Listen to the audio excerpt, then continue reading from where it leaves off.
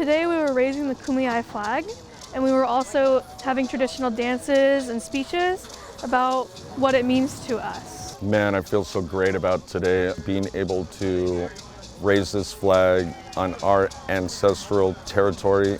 It's a good feeling, it really is. Meant a lot to me, and it meant a lot to, I think, our ancestors that are right here. We're all Native people, but this is their original land. So us as an Indian education program want to bring them and support them and show awareness about their tribal communities and how beautiful their music is, their bird singing, and that it's still alive. Today, I'd like to acknowledge our Kumeyaay brothers here. It is their original land, so we always ask to take part, do some ceremonies on their land and acknowledge who they are. And we thank them for being here today.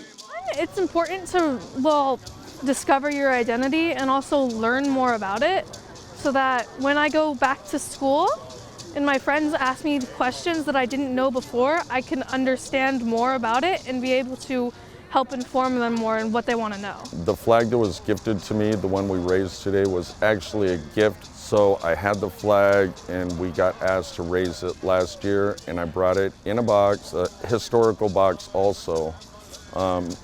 Gifted the flag. The flag has been all over the country, and they carry the prayers of Indigenous people all over Turtle Island. It makes me feel like people actually care about these things.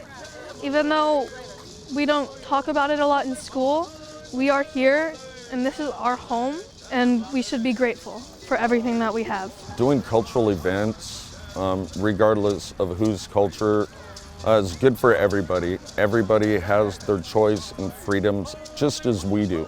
And I think in order for people to get a better understanding of who and what is what, we need to share these things. These things are not for us to hold on to, but they're for everyone.